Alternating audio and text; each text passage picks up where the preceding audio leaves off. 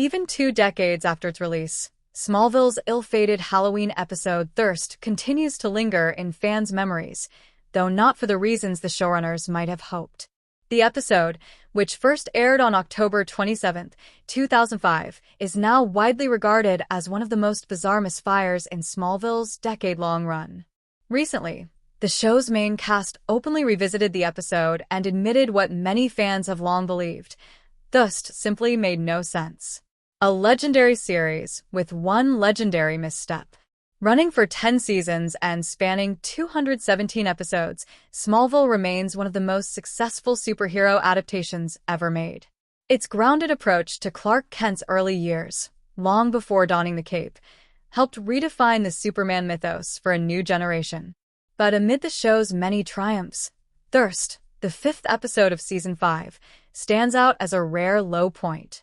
In the episode, Lana Lang, Kristin Kreuk, joins a college sorority that turns out to be made entirely of vampires.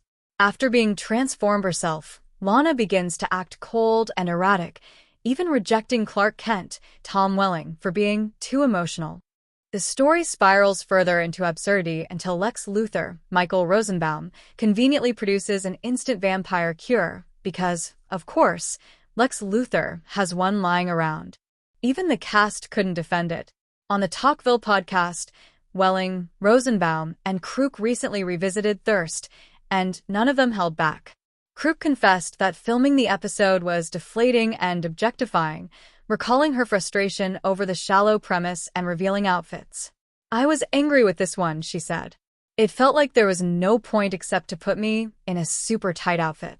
Rosenbaum agreed, pointing out how the episode leaned heavily into unnecessary sexualization, including an opening jacuzzi scene that felt more like a parody of Buffy the Vampire Slayer than a Smallville subplot.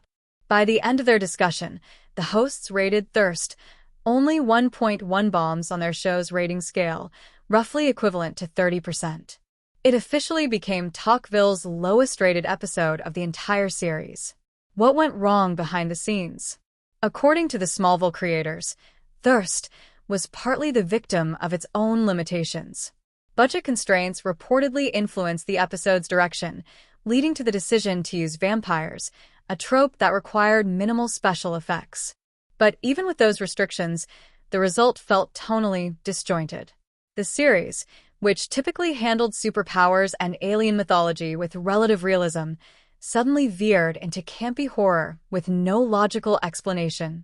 The show's creative team later admitted their own misgivings. In the Season 5 DVD commentary, showrunners Alfred Goff and Miles Miller, along with writer Stephen S. DeKnight, referred to Thirst as the "What the hell were we thinking?" episode.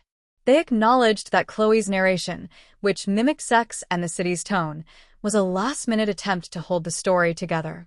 Even then, it couldn't mask how wildly out of place the episode felt within Smallville's established world. A Halloween episode that missed its mark.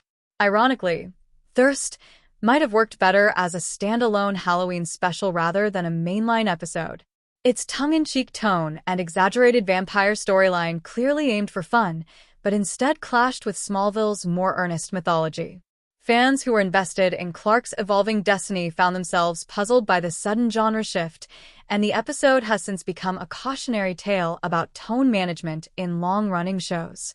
Still, not all reactions were negative. Kreuk herself has since admitted that despite its flaws, Thirst was intended as a filler episode meant to lighten the mood. Some fans even appreciate it as a so-bad-it's-good entry that proves even a powerhouse like Smallville could stumble occasionally. Looking back with a bit of humor.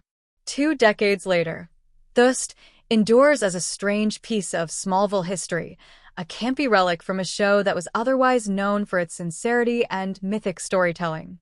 It's the kind of episode that reminds both creators and fans that even great series can take a creative detour now and then. And for the cast, who can now laugh about it on their podcast, perhaps Thirst wasn't a total loss. After all, if Smallville taught viewers anything, it's that even in failure, there's always a lesson worth learning, though hopefully next time, it doesn't involve vampires at Kansas State University.